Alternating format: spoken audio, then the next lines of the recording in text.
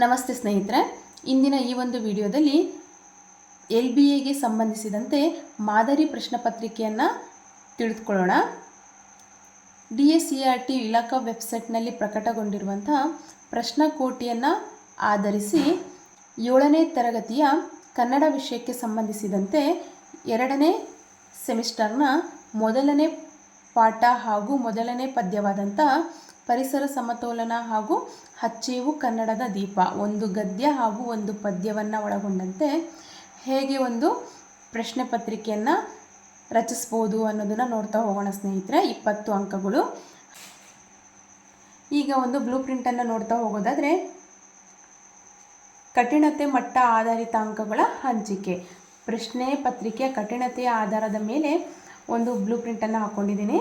ಕ್ರಮ ಸಂಖ್ಯೆ, ಪ್ರಶ್ನೆಯ ವಿಧ, ಪ್ರಶ್ನೆ, ಅಂಕ, ಶೇಕಡ. ಸುಲಭಕ್ಕೆ ಸಂಬಂಧಿಸಿದಂತೆ 100ಕ್ಕೆ 60% ಪರಿಗಣಿಸಿದ್ದೀನಿ. ಸಾಧಾರಣ ಪ್ರಶ್ನೆಗೆ ಸಂಬಂಧಿಸಿದಂತೆ 100ರಲ್ಲಿ 25% ಪರಿಗಣಿಸಿದ್ದೀನಿ. ಕಠಿಣಕ್ಕೆ ಸಂಬಂಧಿಸಿದಂತೆ 100ರಲ್ಲಿ 15% ಕಠಿಣದ ಪ್ರಶ್ನೆಗಳಿಗೆ ತೆಗೆದುಕೊಂಡಿದ್ದೀನಿ. 60 ಅಂತ ನೋಡಿದಾಗ ಇಲ್ಲಿ 12 ಅಂಕಗಳು, 25ಕ್ಕೆ ಸಂಬಂಧಿಸಿದಂತೆ 5 ಅಂಕಗಳು ಹಾಗೂ 15ಕ್ಕೆ ಸಂಬಂಧಿಸಿದಂತೆ 3 ಅಂಕಗಳು. 12 ಅಂಕಗಳ 12 ಪ್ರಶ್ನೆಗಳು, 5 ಅಂಕಗಳಿಗೆ ಸಂಬಂಧಿಸಿದಂತೆ 4 ಪ್ರಶ್ನೆಗಳು ಹಾಗೂ 3 ಅಂಕಗಳಿಗೆ ಸಂಬಂಧಿಸಿದಂತೆ 2 ಪ್ರಶ್ನೆಗಳನ್ನ ಇಲ್ಲಿ ತೆಗೆಯಲಾಗಿದೆ. ಒಟ್ಟು 18 ಪ್ರಶ್ನೆಗಳು, 20 ಅಂಕ. ಫಸ್ಟ್ ಮೇನ್ ನೋಡೋದಾದರೆ ಇಲ್ಲಿ ಕೆಳಗಿನ ಪ್ರಶ್ನೆಗಳಿಗೆ ಸರಿಯಾದ ಉತ್ತರಗಳನ್ನು ಆರಿಸಿ ಬರೆಯಿರಿ. 5 ಪ್ರಶ್ನೆಗಳು, ಪ್ರತಿಯೊಂದಕ್ಕೂ 1 ಅಂಕ, ಒಟ್ಟಾರೆ 5 ಅಂಕ. ಪ್ರಶ್ನೆ 1, ಹಚ್ಚೇವು ಕನ್ನಡದ ದೀಪ ಪದ್ಯವನ್ನು ಈ ಕವನ ಸಂಕಲನದಿಂದ ಆರಿಸಿಕೊಳ್ಳಲಾಗಿದೆ. ಎ, ಬಣ್ಣದ ಚೆಂಡು, ಬಿ, ಭಾವತೀರ್ಥ, ಸಿ, ನಕ್ಷತ್ರಗಾನ, ಡಿ, ಗೀತಗೌರವ. ಪ್ರಶ್ನೆ 2, ಇವುಗಳಲ್ಲಿ ಸಸ್ಯಾಹಾರಿ ಪ್ರಾಣಿಗಳನ್ನು ಹೆಸರಿಸಿ. ಹುಲಿ, ನಾಯಿ, ಆನೆ, ಸಿಂಹ. ಪ್ರಶ್ನೆ 3, ಇವುಗಳಲ್ಲಿ ಆದೇಶ ಸಂಧಿಗೆ ಉದಾಹರಣೆಯಾದ ಪದ. ಊರಲ್ಲಿ, ಬೆಟ್ಟದಾವರೆ, ಮೊಟ್ಟೆಯಿಡು, ಒಂದೊಂದು. ಬಳ್ಳಿ, ಬಿ, ಸೊಪ್ಪು, ಸಿ, ಕಡಲು, ಡಿ, ಚಿಗುರು. ಪ್ರಶ್ನೆ 5, ಸೂರ್ಯೋದಯ ಎಂಬುದು ಈ ಕೆಳಗಿನ ಸಂಧಿಗೆ ಉದಾಹರಣೆಯಾಗಿದೆ. ಎ, ಲೋಪಸಂಧಿ, ಬಿ, ಗುಣಸಂಧಿ, ಡಿ, ಸವರ್ಣ ದೀರ್ಘ ಸಂಧಿ. ಇದು ಫಸ್ಟ್ ಮೇನಿಗೆ ಸಂಬಂಧಿಸಿದಂತೆ. ನೆಕ್ಸ್ಟ್ ಸೆಕೆಂಡ್ ಮೇನು. ಮೊದಲೆರಡು ಪದಗಳ ಸಂಬಂಧ ಗ್ರಹಿಸಿ ಖಾಲಿ ಜಾಗದಲ್ಲಿ ಸೂಕ್ತ ಪದ ತುಂಬಿ. 2 ಪ್ರಶ್ನೆಗಳು, 1 ಅಂಕ, ಒಟ್ಟಾರೆ 2 ಅಂಕ.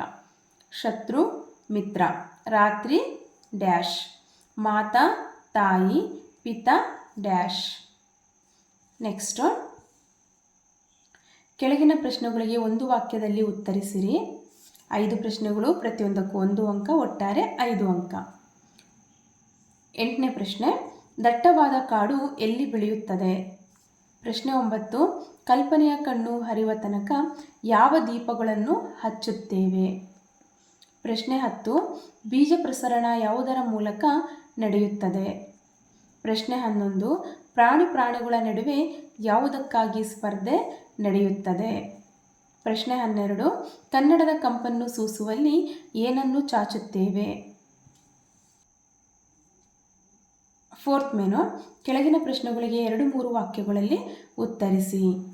2 ಪ್ರಶ್ನೆಗಳು, ಪ್ರತಿಯೊಂದಕ್ಕೂ 2 ಅಂಕ, ಒಟ್ಟಾರೆ 4 ಅಂಕಗಳು. ಯೋಜನೆ ತಯಾರಿಸುವ ವಿಜ್ಞಾನಿಗಳು ಯಾವ ರೀತಿಯ ಮುನ್ನೆಚ್ಚರಿಕೆ ವಹಿಸಬೇಕು? ಪ್ರಶ್ನೆ 14, ಏನನ್ನು ಮರೆತು ಏನನ್ನು ಎರೆದು ಹೇಗೆ ಕನ್ನಡದ ದೀಪ ಹಚ್ಚುತ್ತಾರೆ? ನೆಕ್ಸ್ಟು 5th ಮೇನು, ಕೆಳಗೆ ಕೊಟ್ಟಿರುವ ಅದಲು ಬದಲಾದ ಪದಗಳನ್ನು ಸರಿಯಾಗಿ ಜೋಡಿಸಿ ಬರೆ. 15 ಪ್ರಶ್ನೆ, ಕೆಡಿಸಿತು ಮನೆ, ತೂತು, ಒಲೆ, ಮಾತು. 16ನೇ ಪ್ರಶ್ನೆ, ಆನೆ, ಮಾನ, ಅಡಿಕೆಗೆ ಕೊಟ್ಟರು, ಬಾರದು, ಹೋದ. ಒಟ್ಟಾರೆ 2 ಪ್ರಶ್ನೆಗಳು, ಪ್ರತಿಯೊಂದಕ್ಕೂ 1 ಅಂಕ, ಒಟ್ಟಾರೆ 2 ಅಂಕ. ನೆಕ್ಸ್ಟು 6th ಮೇಲೆ ನೋಡೋಣ. ಕೆಳಗೆ ಕೊಟ್ಟಿರುವ ವಾಕ್ಯಗಳನ್ನು ಓದಿ ಹೆಸರಿಗೆ ಬದಲಾಗಿ ಬಳಸಿರುವ ಪದಗಳಿಗೆ ವೃತ್ತ ಹಾಕಿ. 17ನೇ ಪ್ರಶ್ನೆ, ದಿವ್ಯಾ ಪರೀಕ್ಷೆಯಲ್ಲಿ ಅತಿ ಹೆಚ್ಚು ಅಂಕ ಗಳಿಸಿದ್ದಳು, ಆದ್ದರಿಂದ ಅವಳಿಗೆ ಈ ಶಾಲೆಯ ಕಡೆಯಿಂದ ಸನ್ಮಾನ ಮಾಡಲಾಯಿತು. ಪ್ರಶ್ನೆ 18, ಚಿರತೆಯನ್ನು ನೋಡಿ ಮೇರಿಗೆ ಗಾಬರಿಯಾಯಿತು, ಅದು ಮೇರಿಯ ಮೇಲೆ ದಾಳಿಗೆ ಯತ್ನಿಸಿತು. ಇದು 7ನೇ ತರಗತಿಯ ಗಡಿಸರ ಸಮತೋಲನ ಹಾಗೂ ಹಚ್ಚೆವು ಕನ್ನಡದ ದೀಪ ಒಂದು ಗದ್ಯ ಹಾಗೂ ಒಂದು ಪದ್ಯಕ್ಕೆ ಸಂಬಂಧಿಸಿದಂತೆ ರಚಿಸಿರುವಂಥ ಮಾದರಿ ಪ್ರಶ್ನೆ ಪತ್ರಿಕೆಯಾಗಿದೆ. ಈಗ ಇದಕ್ಕೆ ಮಾದರಿ ಉತ್ತರಗಳನ್ನು ಕೂಡ ನೋಡ್ತಾ ಹೋಗೋಣ ಸ್ನೇಹಿತರೆ.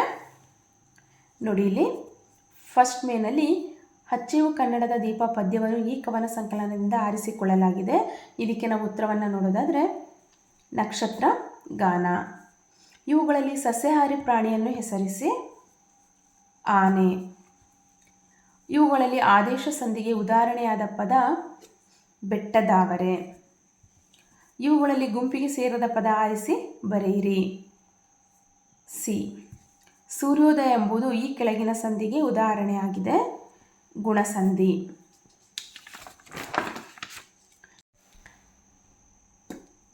ನೆಕ್ಸ್ಟು ಸೆಕೆಂಡ್ ಮೇನು. ಮೊದಲೆರಡು ಪದಗಳ ಸಂಬಂಧ ಗ್ರಹಿಸಿ ಖಾಲಿ ಜಾಗದಲ್ಲಿ ಸೂಕ್ತ ಪದ ತುಂಬಿ. ಇದಕ್ಕೆ ಉತ್ತರ ಶತ್ರು ಮಿತ್ರ, ರಾತ್ರಿ ಹಗಲು.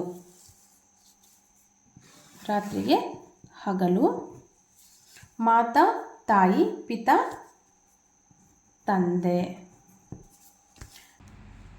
ಥರ್ಡ್ ಮೇನು ಒಂದು ವಾಕ್ಯದಲ್ಲಿ ಉತ್ತರಿಸಿ.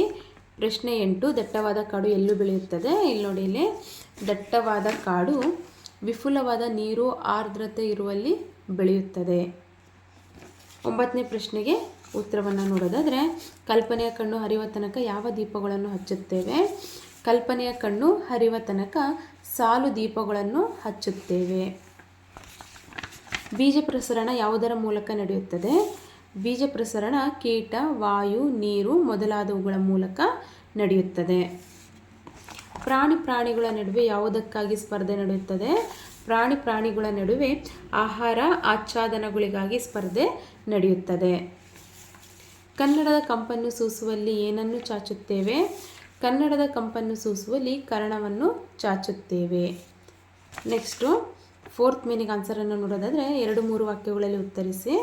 13ನೇ ಪ್ರಶ್ನೆ, ಯೋಜನೆ ತಯಾರಿಸುವ ವಿಜ್ಞಾನಿಗಳು ಯಾವ ರೀತಿಯ ಮುನ್ನೆಚ್ಚರಿಕೆ ವಹಿಸಬೇಕು? ಮುಂದಿನ ಪೀಳಿಗೆಗಾಗಿ ಹಿಂದೆ ಯೋಜನೆಯನ್ನು ತಯಾರಿಸುವ ವಿಜ್ಞಾನಿಗಳು ನಿಸರ್ಗದ ಆಗುಹೋಗುಗಳನ್ನು ವಿವರವಾಗಿ ಅಭ್ಯಾಸಿಸಿ ಮಾನವನ ಚಟುವಟಿಕೆ ಮಾನವನಿಗೆ ಕಂಟಕಪ್ರಾಯವಾಗದಂತೆ ಮುನ್ನೆಚ್ಚರಿಕೆ ವಹಿಸಬೇಕು. ನೆಕ್ಸ್ಟ್, ಏನನ್ನು ಮರೆತು ಏನನ್ನು ಎರೆದು ಹೇಗೆ ಕನ್ನಡದ ದೀಪ ಹಚ್ಚುತ್ತಾರೆ? ಉತ್ತರ, ಕನ್ನಡಿಗರು ತಮ್ಮಲ್ಲಿರುವ ಭೇದ ಭಾವವನ್ನು ಮರೆತು ಒಲವನ್ನು ಎರೆದು ನರಗಳನ್ನು ದಾರದಂತೆ ಮಾಡಿ ಅದನ್ನು ದೀಪದಲ್ಲಿಟ್ಟು ಕನ್ನಡದ ದೀಪ ಹಚ್ಚುತ್ತಾರೆ. ನೆಕ್ಸ್ಟ್, ಕೆಳಗೆ ಕೊಟ್ಟಿರುವ ಅದಲು ಬದಲಾದ ಪದಗಳನ್ನು ಸರಿಯಾಗಿ ಜೋಡಿಸಿ ಬರೆ. ಈ 5th ಮೇನಿಗೆ ಆನ್ಸರನ್ನು ನೋಡಿದ್ರೆ 15ಕ್ಕೆ ಅಡಿಕೆಗೆ ಹೋದ ಮಾನ ಆನೆ ಕೊಟ್ಟರೂ ಬಾರದು. ನೆಕ್ಸ್ಟು 16ನೇ ಪ್ರಶ್ನೆಗೆ ಆನ್ಸರನ್ನು ನೋಡೋದಾದರೆ ಮಾತು ಮನೆ ಕೆಡಿಸಿತು, ತೂತು ಒಲೆ ಕೆಡಿಸಿತು. ನೆಕ್ಸ್ಟು 6th ಮೇನು 17ನೇ ಪ್ರಶ್ನೆಗೆ ಇಲ್ಲಿ ಆನ್ಸರ್ ಯಾವುದಾಗತ್ತಪ್ಪ ಅಂದರೆ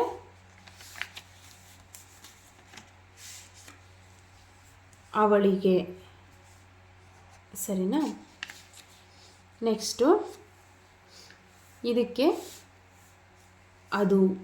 ಇಲ್ಲಿ ಕೇಳಿರುವಂಥದ್ದೇನು? ಕೆಳಗೆ ಕೊಟ್ಟಿರುವ ವಾಕ್ಯಗಳನ್ನು ಓದಿ ಹೆಸರಿಗೆ ಬದಲಾಗಿ ಬಳಸಿರುವ ಪದಗಳಿಗೆ ವೃತ್ತ ಹಾಕಿ ಅಂತ. ಹೆಸರಿಗೆ ಬದಲಾಗಿ ಬಂದಿರುವಂಥ ಪದಗಳಿಗೆ ಏನಂತ ಕರಿತೀವಿ? ಅವು ಸರ್ವನಾಮ ಆಗಿರ್ತವೆ. ಸೊ ಹಾಗಾಗಿ ಚಿರತೆ ಅನ್ನೋದಕ್ಕೆ ಅದು, ದಿವ್ಯ ಅನ್ನೋದಕ್ಕೆ ಅವಳಿಗೆ, ಈ 2 ಪದಗಳಿಗೆ ನಾವು ವೃತ್ತವನ್ನು ಹಾಕಬೇಕಾಗತ್ತೆ.